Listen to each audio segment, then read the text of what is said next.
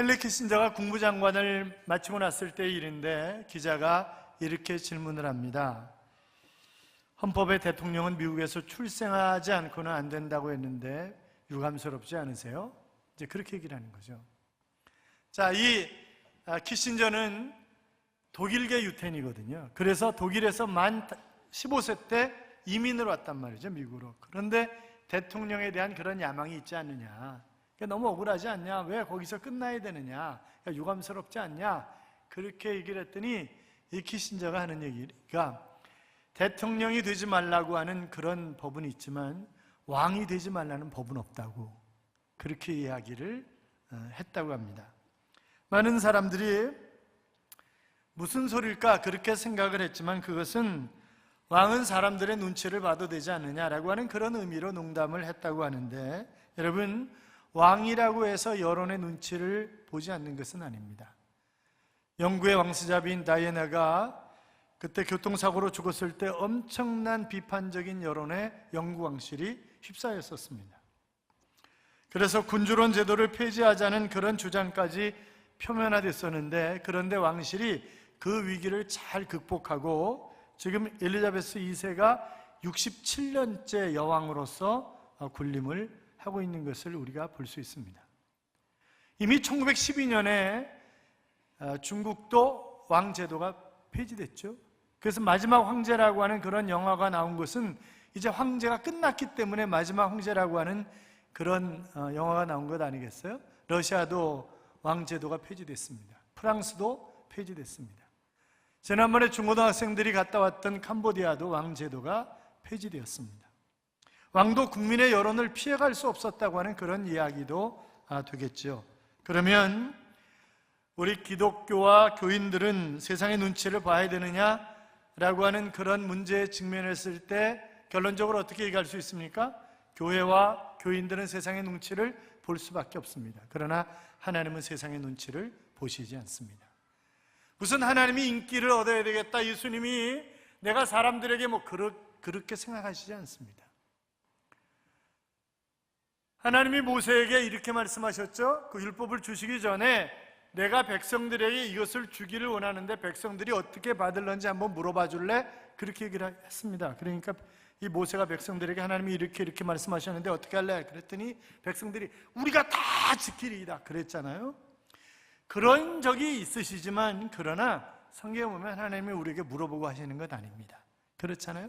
그분이 그분의 뜻을 따라서 운행해 가시는 것을 우리가 볼 수 있는데, 우리 이제 이런 얘기를 많이 하죠. 교회들이 초대교회로 돌아가자 하는 그런 얘기를 많이 합니다. 초대교회는 가장 완벽한 그런 교회였지 않을까라고 하는 그런 생각 때문에, 또 성경을 자세하게 읽어보면 초대교회가 결단코 완벽한 교회가 아니었다고 하는 사실을 알 수 있음에도 불구하고 초대교회로 돌아가자 하는 그런 이야기를 많이 합니다. 물론 초대교회 존경받을 만한 그런 일들도 많이 있었지만, 그러나 심한 박해와 교회 안에서의 내적인 갈등도 보통 심각한 것이 아니었습니다.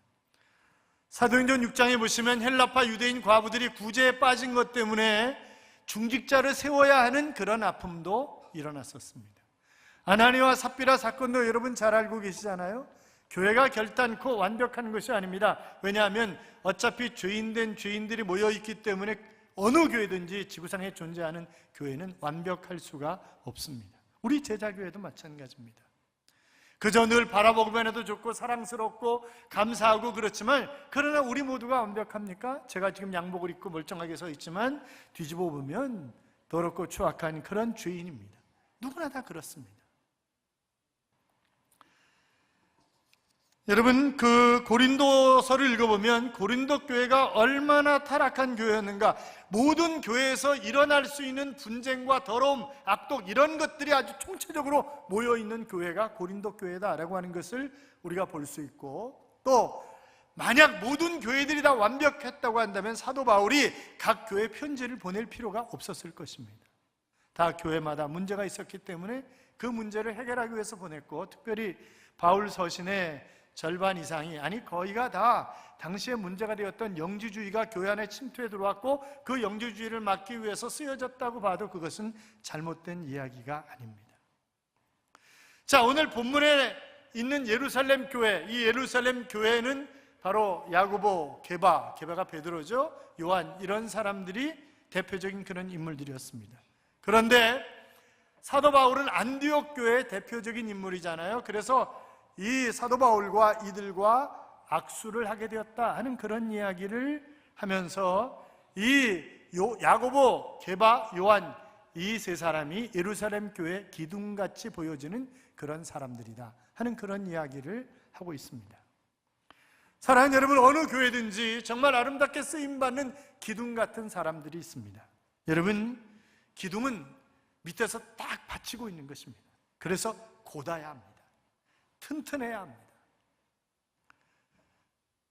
기초가 무엇으로 되어 있느냐에 따라서, 우리 교회도 마찬가지죠. 저희 교회는 지금 지하 한 9m까지, 9m 좀 더 파내려가 있습니다만 지하 2층까지 주차장이 되어 있는데 저희 땅은 정말 좋은 땅입니다. 거의 8m 내려갈 때까지 물이 나오지 않았습니다. 옆에 있는 한국유통도 막 엉망이었는데 저희는 물이 나오지 않은 것입니다. 100% 마사토였습니다. 돌이 하나도 없는 거예요. 큰 돌은 몰래 갖다 심어놓은 돌만 몇 개 있었습니다. 그리고 나머지는 돌 하나 없고 100% 마사토였기 때문에 교회 지을 때 일찍 이쪽 지역을 다니신 분들은 아시겠지만 덤프트럭이 약 40대씩 길을 쫙 가운데로 서가지고 흙을 받아가려고 대기하고 있었습니다. 그리고 기초는 내진 설계로 또 설계사가 했던 그런 철근 콘크리트 이런 것을 훨씬 더 많이 저희가 보강을 했습니다. 그래서 웬만한 지진이 와도 흔들리지 않는 그런 교회로 설계가 되어 있는 것입니다. 기초가 튼튼해야 합니다. 우리의 믿음도 마찬가지죠. 우리의 믿음도 예수 그리스도라고 하는 바탕 위에 잘 든든하게 서 있어야 흔들림이 없지, 그렇지 않으면 조금만 바람이 불면 휘청휘청 흔들리게 됩니다. 자, 그런데 오늘 본문에 나오는 이 야고보, 또 게바, 요한, 이들이 과연 어떤 사람들이기래 이들이 기둥같이 여겨지는 그런 사람들이었는가라고 하는 것입니다. 첫째로 야고보가 나오죠. 여러분 생각해 보세요. 우리가 잘 아는 것처럼 예수님의 제자들 가운데 수제자 그러면 얼른 생각나는 사람이 누구예요? 베드로라고 하는 사람입니다. 그런데 지금 야고보 이름이 먼저 나오고 있습니다. 이 야고보는 사도 야고보가 아닙니다. 사도 야고보는 사도행전 12장 1절 2절에 보시면 헤롯이 박해할 때 순교당한 사람이 바로 야고보 사도입니다. 여기에 나오는 야고보서의 기자는 바로 예수님의 동생 야고보입니다. 자, 그 당시에 이미 예루살렘 교회 총감독이 누구였냐? 야고보였다는 거예요. 베드로가 아니라 야고보였다는 거예요. 자, 그러면 이 야고보는 예수님이 공생의 기간 동안 활동하실 때 예수님을 믿었냐? 안 믿었습니다. 여러분 생각해 보세요. 같이 형, 동생 이렇게 자라나는데 어느 날 형이 자기가 메시아래요. 자기가 하나님의 아들이래요. 자기가 하나님이래요. 그러면 여러분 믿으시겠어요? 조금 아무리 좀 달랐다 그러지만 그래도 그렇지 어떻게 같이 자라났는데 엄마가 낳았는데 무슨 하나님이냐고 무슨 메시아냐고 그걸 믿겠냐고요. 동생이 안 믿었어요. 그런데 예수님이 부활하시고 승천하시고 하는 그런 모습을 보면서 그래서 달랐구나 그러면서 나중된 자가 먼저 되는 수가 있다고 늦게 믿었지만 정말 열심히 믿어서 바로 믿음의 사람이었습니다. 그런데 그의 별명이 낙타무릎이었어요. 별명이 뭐라고요? 낙타무릎. 너무 많이 무릎을 꿇고 기도해가지고 그의 무릎이 완전 낙타무릎처럼 휘은 것입니다. 그는 철저한 기도의 사람이었습니다. 그래서 자그마한 문제만 있으면 얼른 하나님 앞에 나와서 기도하는 것입니다. 바로 기도의 사람, 기도로 기둥과 같은 그런 사람이 바로 야고보라고 하는 사람입니다. 사랑하는 여러분, 우리 교회도 보면 밤을 지새우면서, 물론 좀 주무시겠지만 하여튼 교회에서 밤을 새우며 기도하는 분들이 몇 분 계십니다. 그리고 늘 새벽에 깨어서 기도하는, 교회를 위해서, 나라와 민족을 위해서, 목사와 성도들을 위해서 기도하는 기도 용사들이 있습니다. 바라보기만 해도 감사하고 어디를 가든지 그분들을 위해서 기도하지 않을 수가 없는 거죠. 그들은 기도의 기둥들입니다. 제가 금요일 날 모여서 우리 금요기도에 전부 나와서 기도하자고 중직자들은 다 나오라고, 장로님들 손들라고, 안수집사님들 손들라고, 권사님들 손들라고, 교구장 순장들 손들라고 지난주에 그랬잖아요. 앞에서 그러는 사람은 그러고 나는 나지 이러는 사람들도 많이 있지만, 그러나 지난 금요일 날 많은 분들이 나와서 함께 기도하면서 하나님을 찬양했습니다. 여러분, 교회는 기도의 기둥이 필요한 것입니다. 왜냐하면 기도보다 강력한 힘이 없기 때문에 그렇습니다. 기도보다 더 빨리 문제가 해결되는 법은 없기 때문에 그렇습니다. 기도의 기둥들이 되시기를 주님의 이름으로 축원합니다.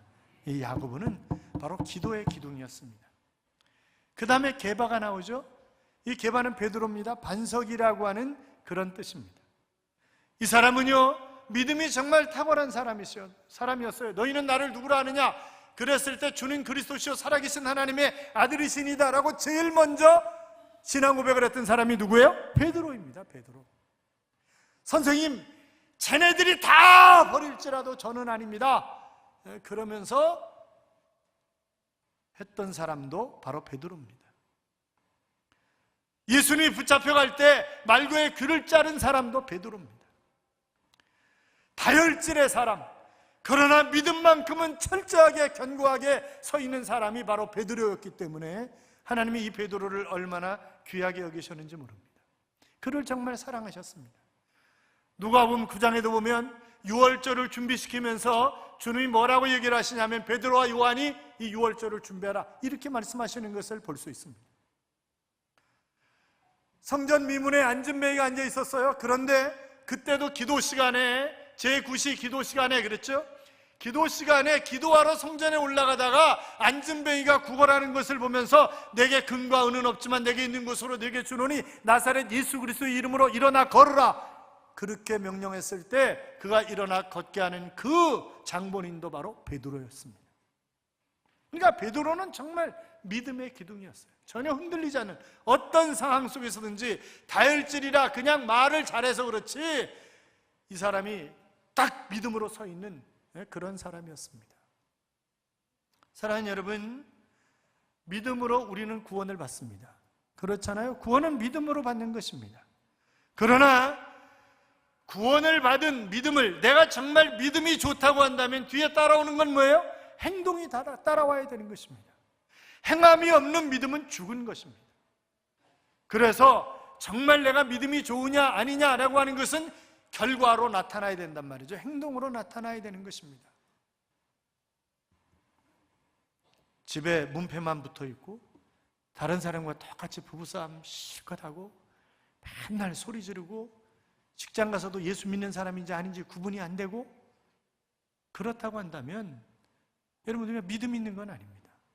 그렇잖아요. 믿음 있는 게 아니라고요. 그래서 제가 말씀드렸잖아요. 제가 대학에서 세계종교사를 가르칠 때 그때 수원 북부교구 주임 신부님하고 하루 종일 토론하면서, 제가 수업 준비해가지고 하루 종일 토론하면서 이 천주교 교리에 믿음으로만 구원받는다는 사람은 저주를 받아야 된다 이렇게 써 있어서 성경이 믿음으로 구원받는데 이게 무슨 얘기냐 그랬더니, 그러면 믿음이 있으면 행동이 따라와야 되는데 행동이 전혀 따라오지 않는다면 그 사람 구원 가짜 아니냐고 할 말이 없더라고요. 그건 맞는 얘기거든요. 여러분, 가만히 한번 보세요. 내가 변화된 모습이 있는가 없는가?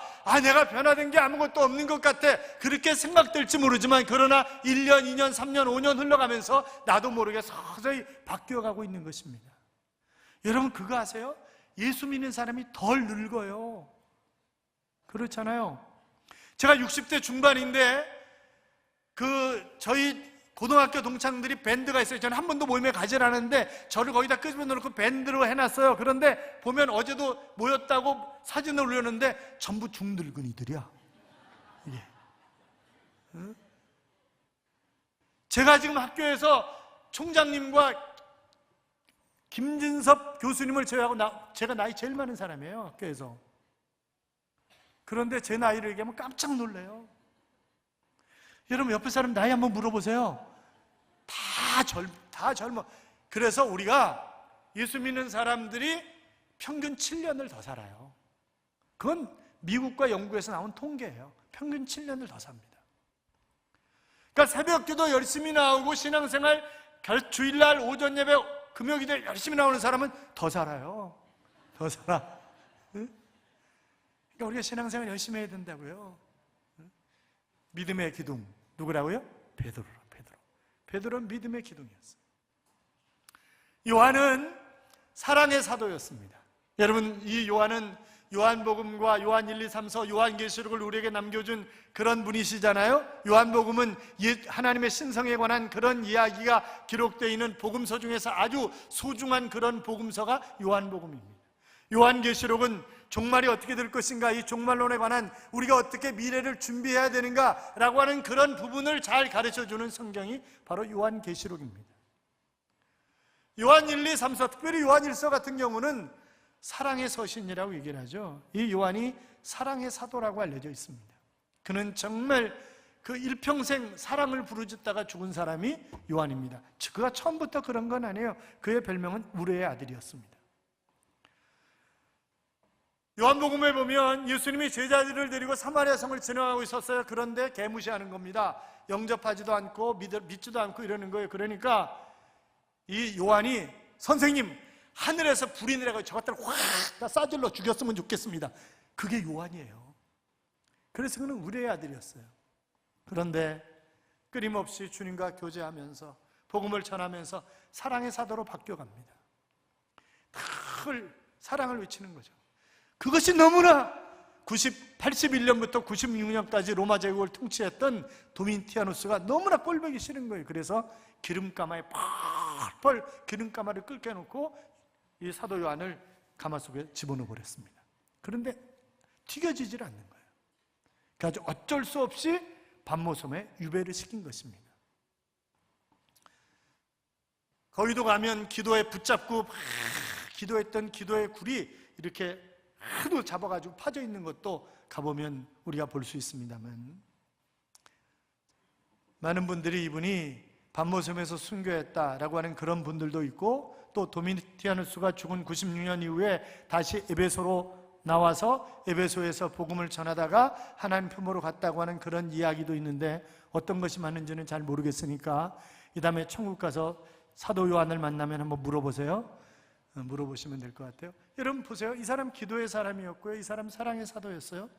아까 안진병이 일으킬 때 같이 한 사람이 누구예요? 요한입니다. 유월절을 같이 준비한 것도 누구예요? 요한입니다. 나중에 나이가 많이 들어가지고 계속 사랑 얘기만 하니까 이제 제자들이 등에 업어가지고 아니면 들것에 실어가지고 강대상 앞에 앉혀놓으면, 사랑하는 여러분, 우리가 서로 사랑해야 됩니다. 늘 사랑만 외치는 거예요. 그러니까 제자들이 어느 날, 선생님 제발 좀 딴 얘기 좀 해주세요. 사랑 타령 좀 그만하고 제발 딴 얘기 좀 해주세요. 알았어 내가 딴 얘기 할게. 그리고 앉혀놓으면 내가 다시 말하노니 서로 사랑하시오. 이게 사도 요한이었다는 거예요. 이 사랑의 사람이 바로 요한이었습니다.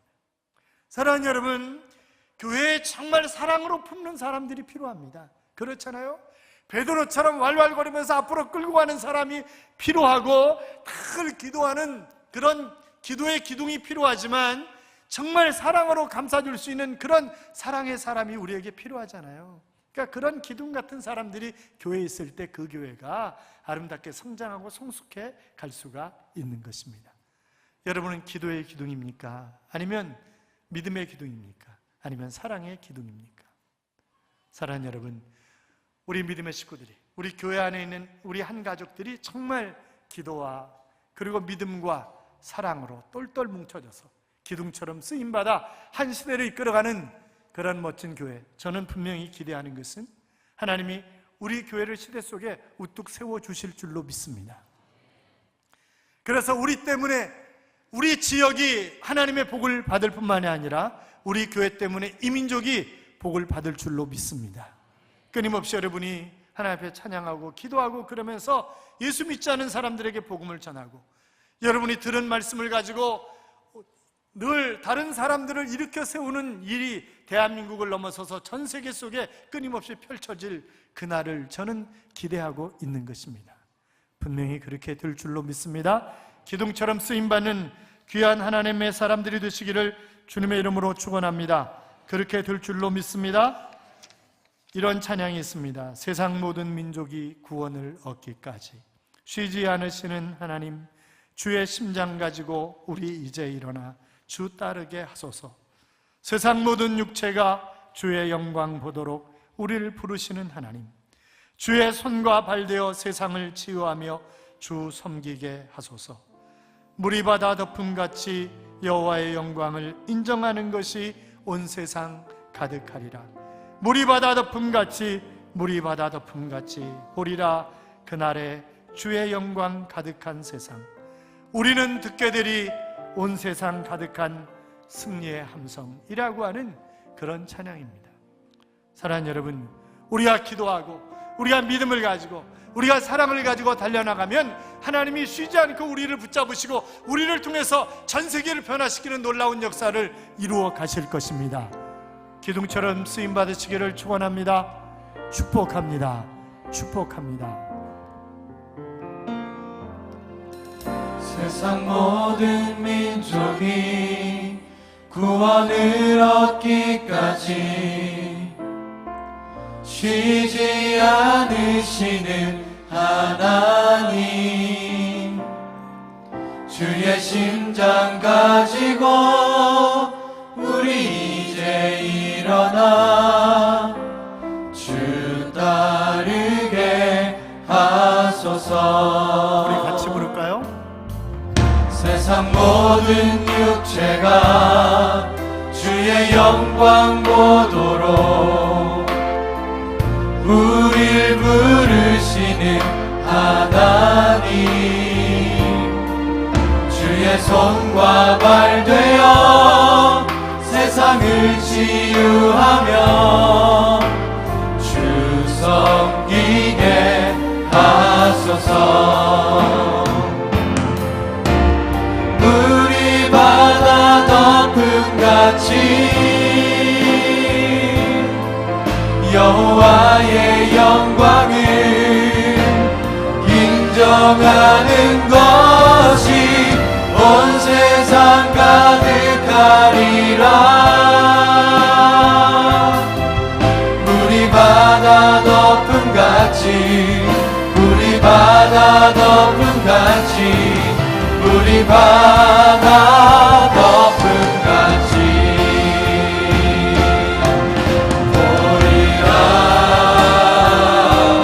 그날에 주의 영광 가득한 세상, 우리는 듣게 되리 온 세상 가득한 승리의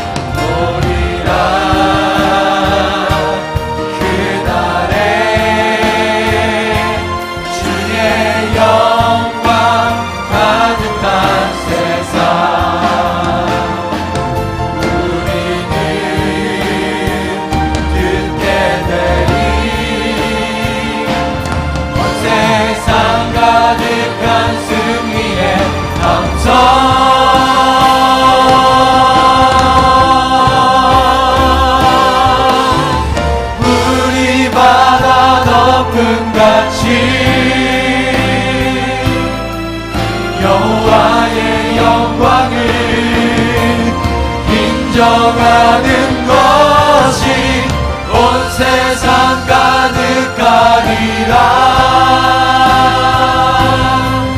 물이 바다 높음 같이, 물이 바다 높음 같이, 물이 바다 높음 같이.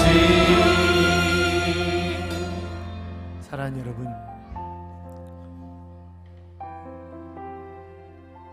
우리가 과연 기도의 사람, 행함이 있는 그런 믿음을 가지고 살아가는 삶을 살아가고 있는지. 저희 학교의 설립자이며 총장이신 장종현 목사님은 6년 반 동안 학교 화장실 청소를 하셨다고 합니다.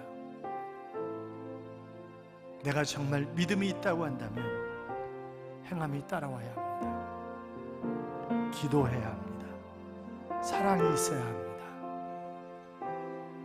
야고보와 베드로와 요한처럼 기도의 기둥으로서, 믿음의 기둥으로서, 사랑의 기둥으로서 쓰임받는 그런 삶을 살아가는 하나님의 자녀 될 수 있도록 우리 같이 기도합시다. 같이 기도합니다.